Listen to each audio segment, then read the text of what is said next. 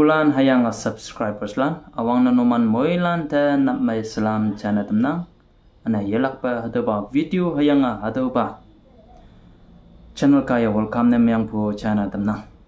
tenyu po video ma anyay ne konyak jing nyu jing ha mo po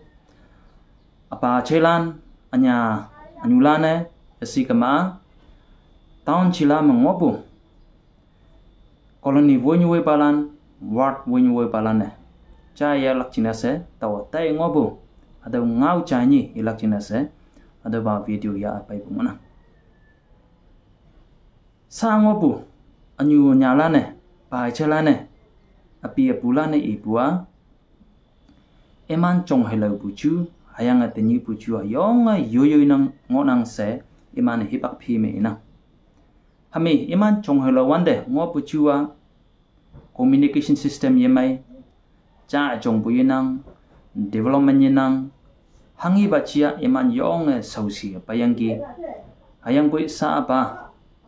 communication system chia hayang development ni komechia yengi bungi yong nang yechai bu chai ong nang teninga bu jua yong phi lang atai nang se hipak phi me teman api bulane ba chelane nyu malane adau ina sa tau ibu win woi balan pa chelan new malan anyu nyalan noman da tau ihu pa ado cha chongbu hayanga development communication system mai taibu hayanga karong yu phi langa taibu hangne adawa hangi jingne haki phi langa taibu hangi jingne haki karong yu advance ne myanga taibu adawa democratic country chama nang tau vote hanbu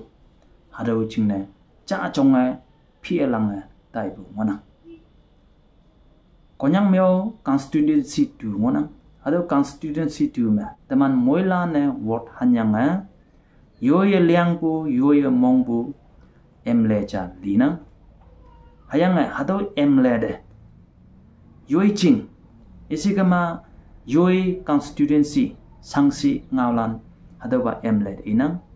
hayang atau emle kaya government de inang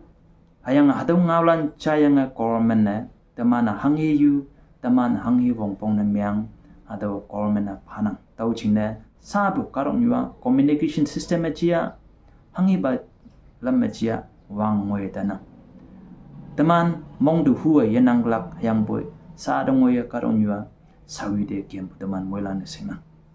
sa tau ihubu atau vote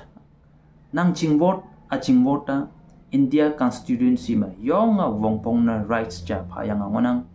hayang pa atau vote ta tuman ning da han na yok lak hongi mai 19 April ni tuman MP election ngoyang ki ENPU area ma pa vote ta yan hayang po election tudi ling balan polling officials lana tudi ling yang ki sa tau ihubu atau polling officials lana noman jingne ini pai bu yeji nango karong ni mengonang nang voto India mengonang nang voto Nagaland mengonang nang voto num jing me yesigama noman constituency mengonang nang jing voto count na min myanggne nang jing voto yong precious na ngonang cha se min singne hada vote handam lak jing se polling officials lan noman polling station na pai bu ngona kami tahu ibu ke hada nang jing vote cha kaye karong yu phi langa daina hakia karong yu chalona tai dambu ado nang jing vote ya na ba polling officials lan num jing de noman sector de noman colony de noman ward de paina hama hakia nang jing vote yong na precious ne myangbu ado ya lak jing na se paibu polling officials lan de namanolaka suya se taw tonghu de nangi noman ta inyabu konyak jing yu jing ha me town chila me bu ward me bu yang colony me bu polling officials la ne e chai bu sa dong ya konyak wan kon me polling officials lande maya welcome ne yemyang bu maye namano ye nang bu ado ngawlan sa jana hangne adawa polling officials lan polling station da pai kama jing me bu wonyu we bala ne esi kema public lane voters lane nongklai hai dena noman tu se da poklak chingna pai buki esi kema noman party de against yang pai buki haki hai laina haki je chija nang ching vote yong precious ne myangbu hadaw ya lak chingna hai pai bu mona tau chingna nongklai e sa ma ba boy woi pa lane haki polling officials lan pai wande nongklai se yete lak chingna se hadaw chana damna hadaw na le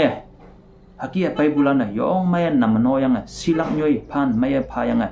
ha ying me wang woi u ying yang simelam phi me haki namno ko ma mai lak se taw tai bu hadaw idamna taw daningo naidong ching da ta yang ki naidong lan pa yong mai lai yang ki tuman polling team lan de ayang bu alo